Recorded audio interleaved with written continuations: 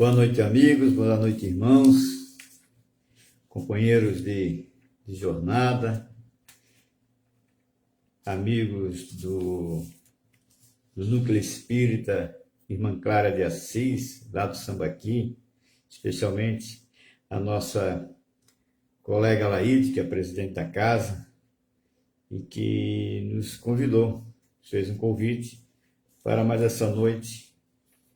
Nós fazemos uma apresentação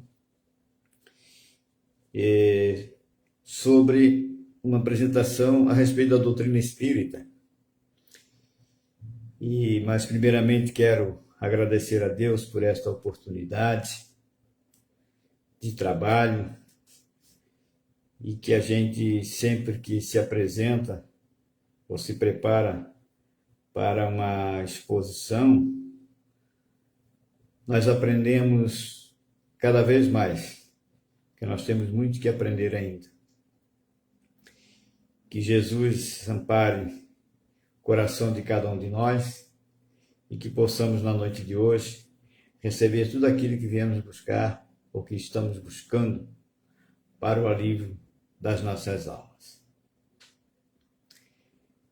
Hoje nós vamos falar sobre uma das leis divinas, uma das leis morais, um dos tipos de leis morais, que é a lei de liberdade. Mas primeiro vamos passar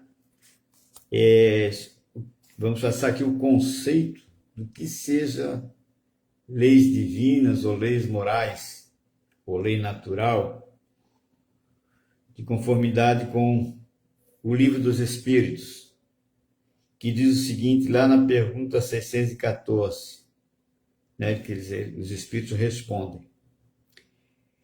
A lei natural é a lei de Deus. É a única verdadeira para a felicidade do homem.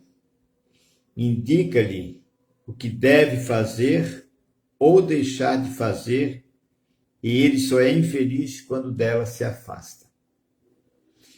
Então, a lei natural, ela foi criada por Deus, ela é igual para todas as criaturas, ela não tem exceção na lei divina, e esta lei é o que indica o que o homem deve ou não fazer para atingir a sua felicidade. E o homem só se torna infeliz quando ele se desvia dessas leis. Então, as leis naturais, as leis divinas, na verdade, elas são divididas em 10 partes. Que a primeira é a lei de adoração, a lei do trabalho, a lei de reprodução, lei de conservação, de destruição, sociedade, lei do progresso, lei de igualdade, lei de liberdade e lei de justiça, de amor e de caridade. Então, dessas 10 leis, nós vamos tratar da 9ª, que é a lei de liberdade. E o que nós entendemos por liberdade? O que seria, na verdade, liberdade? Hoje se fala tanto em liberdade de expressão, e eu acho que às vezes fica meio confuso, as pessoas às vezes confundem o que seja realmente liberdade. Então, quando se fala em liberdade, pode-se definir como liberdade partindo-se da seguinte expressão: fazer o que se quer. Quando alguém pergunta para alguém o que é liberdade para mim, liberdade para mim é a gente poder fazer aquilo que a gente quer. A gente pode partir dessa expressão. Agora, dependendo de como o homem faz, nós podemos ter 3 tipos de liberdades. A liberdade de ação, que é aquela liberdade de agir.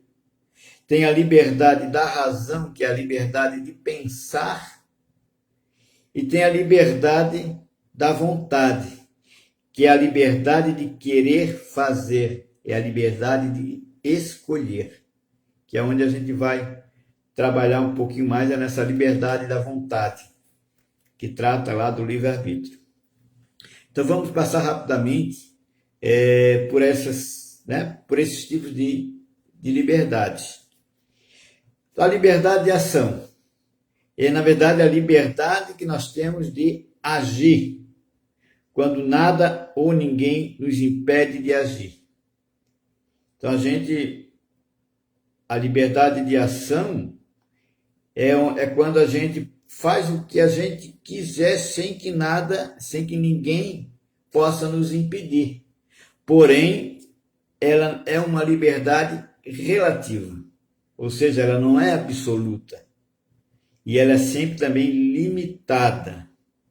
Por que nós dissemos que a liberdade de ação ela é limitada e ela é relativa? Ela não é total.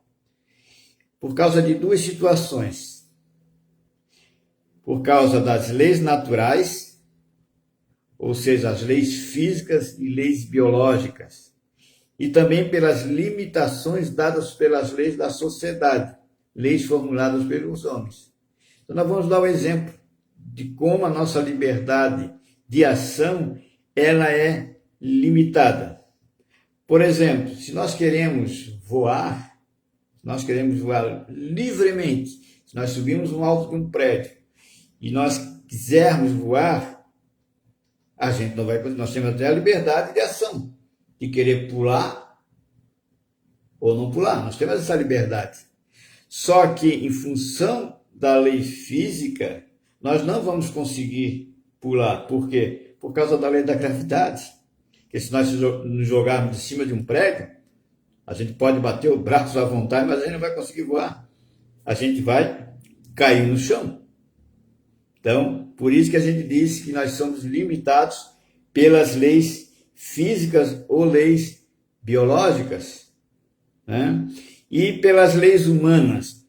Quando que a nossa liberdade de ação ela é limitada pelas leis humanas? É como a própria definição já nos diz. É porque nós somos limitados por força de lei, leis que os homens criaram. Hoje, por exemplo, nós estamos enfrentando a pandemia, nós, em função dos decretos, a nossa liberdade de ação, ela está limitada.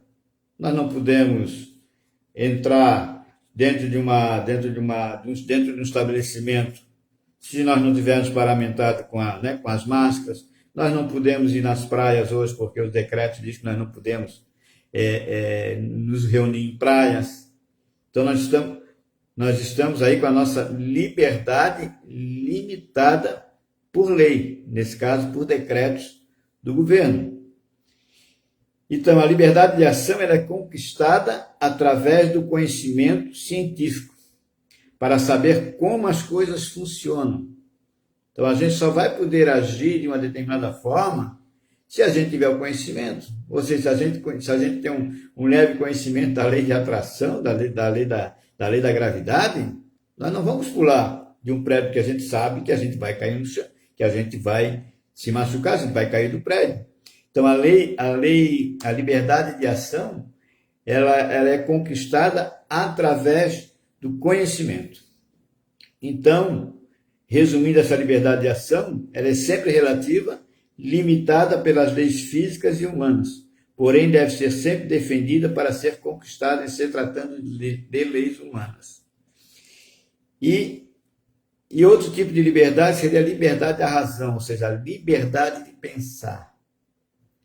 A única liberdade absoluta que o ser humano tem é a liberdade de pensar. Porque ninguém pode nos impedir de pensar. Ninguém pode. Porque o pensamento está dentro de nós. Ele está dentro da nossa cabeça.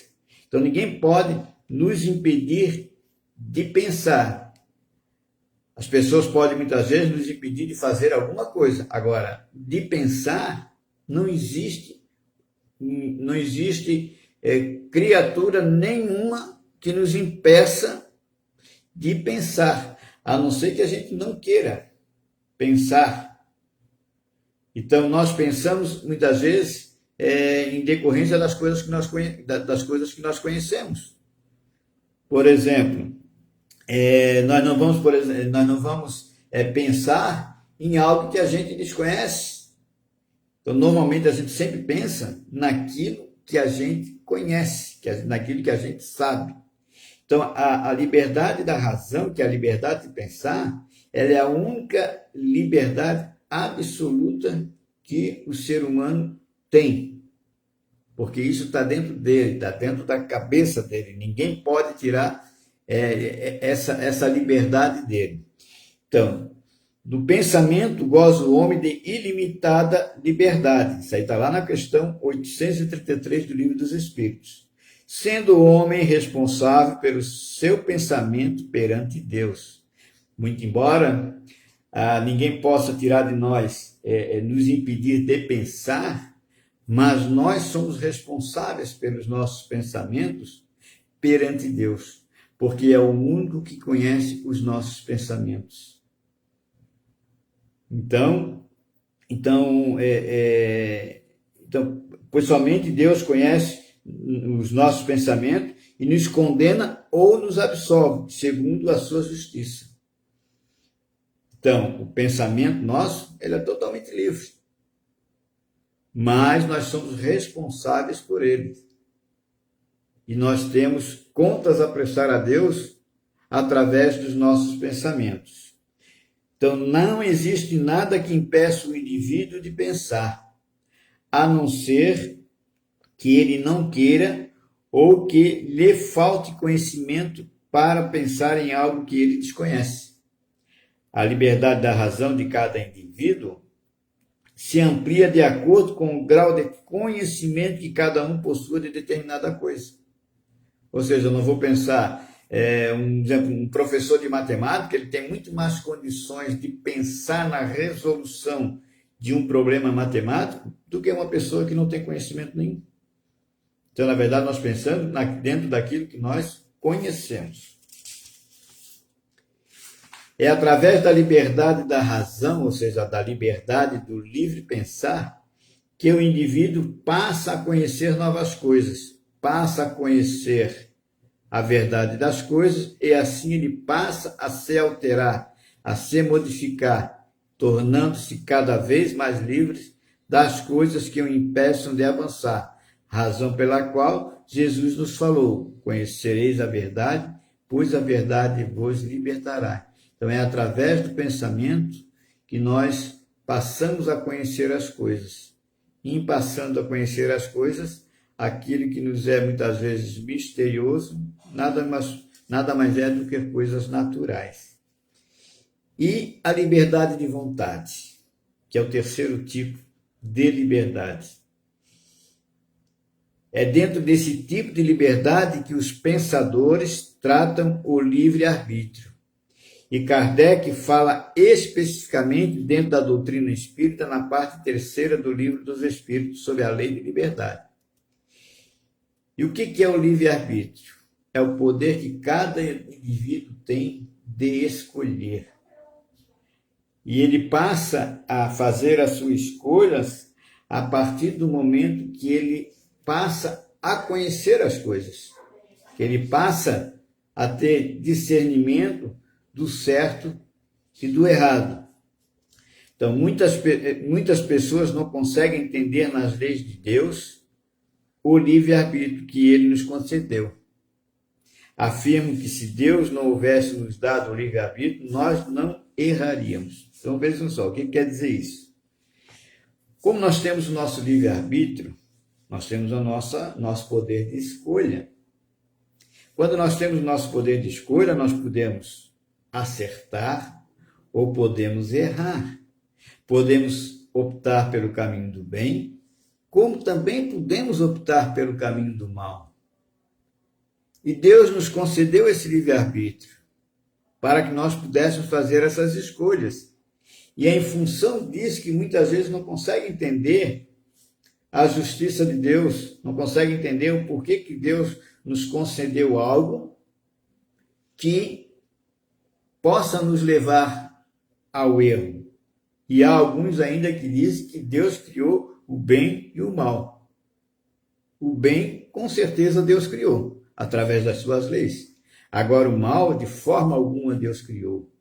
Quem, na verdade, criou o mal foi o próprio homem, quando passa a se desviar das leis divinas. Então não podemos nos esquecer que somos espíritos vivendo vida após vida. Então, quando nós erramos ou quando nós acertamos, nós muitas vezes acertamos e erramos porque nós trazemos conosco muitos, vamos dizer assim, muitos defeitos na nossa conduta em vidas passadas. E nós, quando estamos no nosso processo reencarnatório, quando nós estamos no plano espiritual e nos preparando para reencarnar, nós temos também a possibilidade de fazer as nossas escolhas de conformidade com as nossas necessidades e também por questões de provas que nós temos que passar aqui na Terra. Então, quando nós nascemos, quando nós morremos e quando nós nascemos, nós levamos para o mundo espiritual e trazemos novamente para o mundo material todas as nossos erros e todos os nossos acertos, todas as nossas virtudes e os nossos sentimentos. É claro que quando nós chegamos aqui, nós não nos lembramos.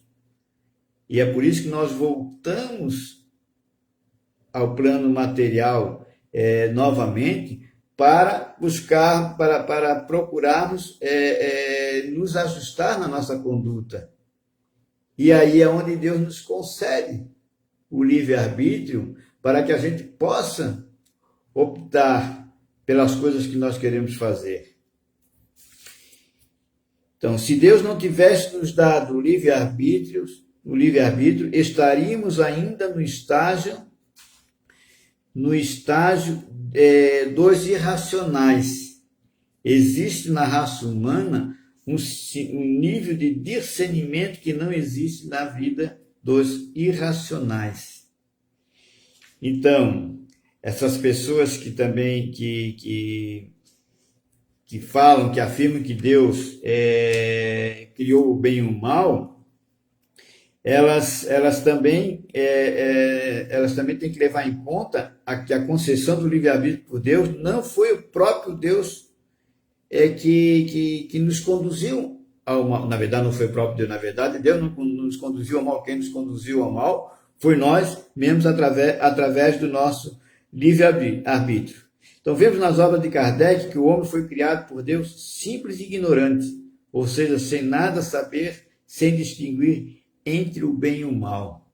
Então, nós somos criados simples e ignorantes, ou seja, ignorantes no sentido do não conhecimento, de desconhecer as coisas. E com o passar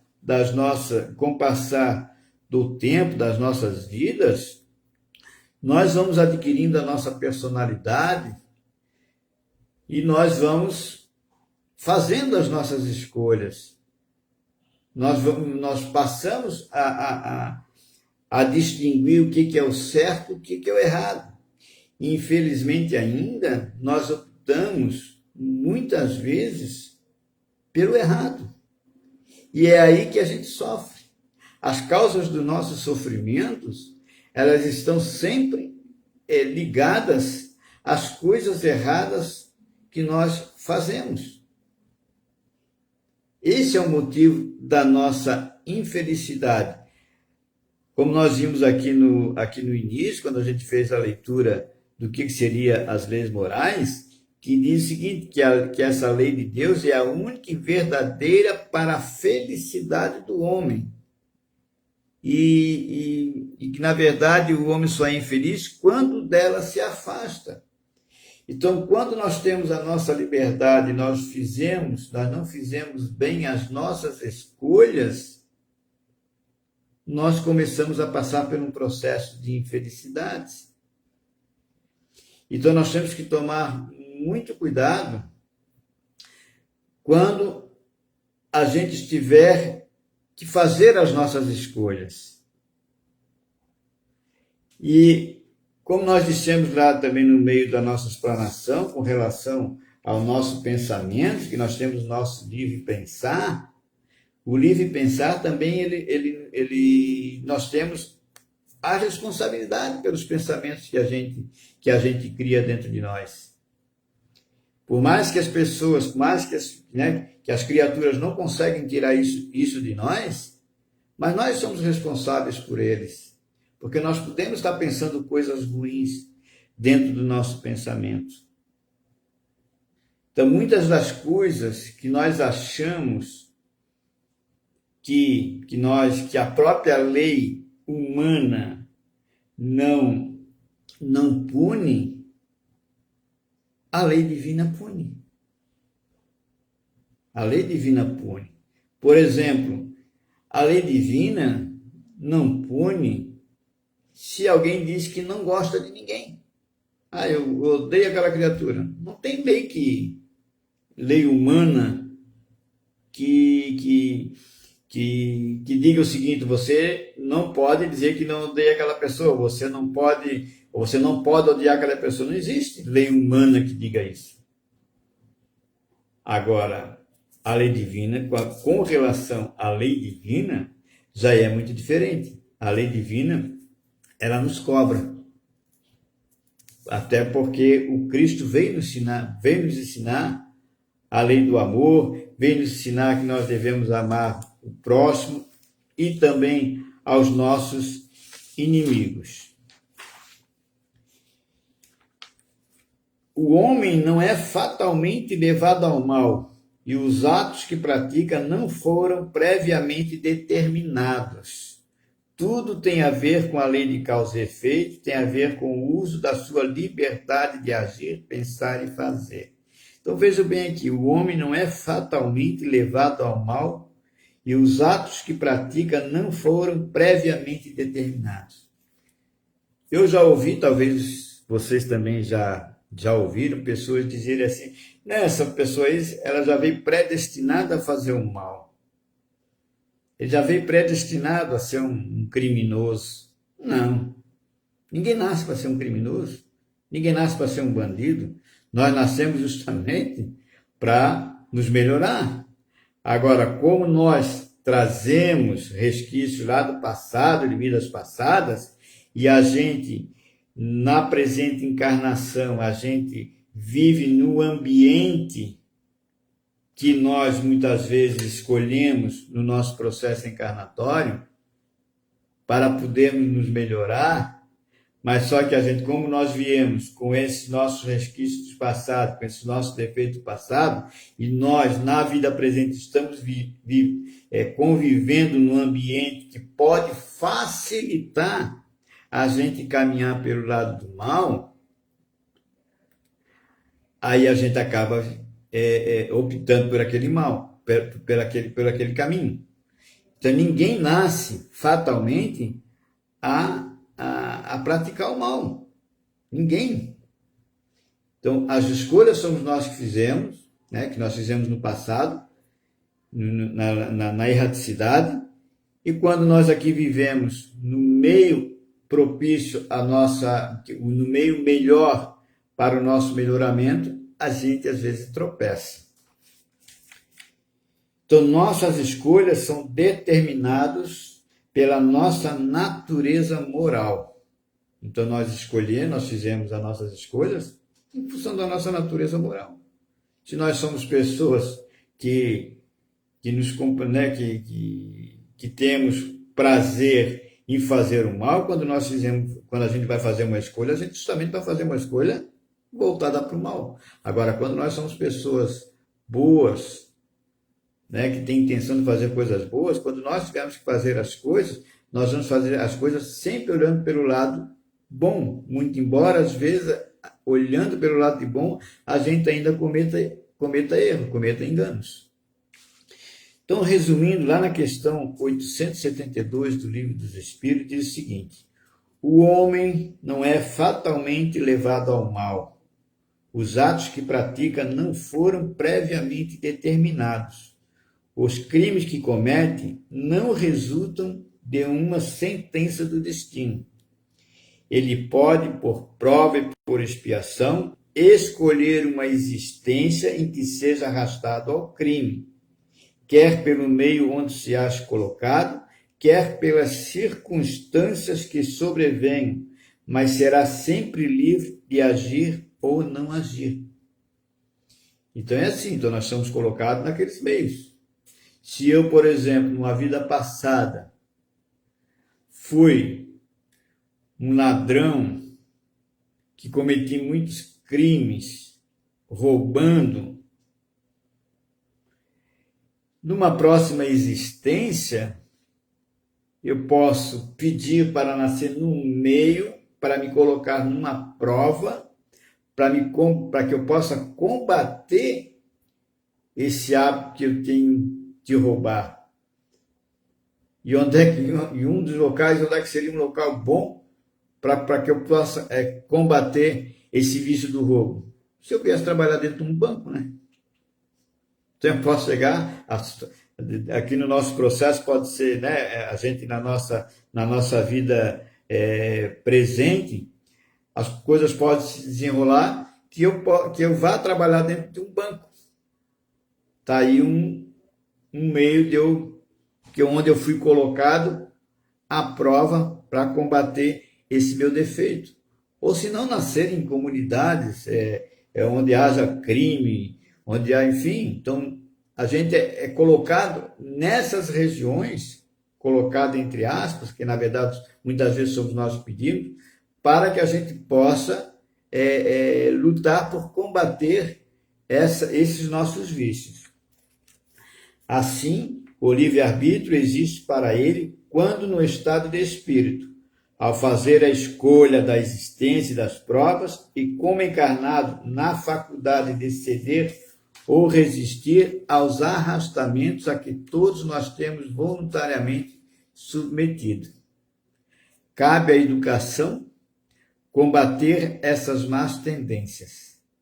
Falo-á utilmente quando se basear no estudo aprofundado da natureza moral do homem. Pelo conhecimento das leis que regem essa natureza moral, chegar-se-á a modificá-la, como se modifica a inteligência pela instrução e o temperamento pela higiene. Então, nós precisamos estudar as leis morais, nós precisamos nos conhecer, fazer uma autoanálise de nós mesmos, para que a gente possa combater esses vícios que nós ainda temos e que nos levam a optar, muitas vezes, pelo caminho do mal.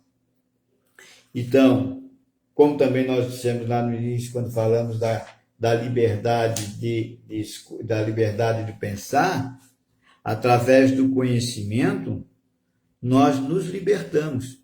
Então, se nós temos determinados vícios, nós temos que buscar o autoconhecimento.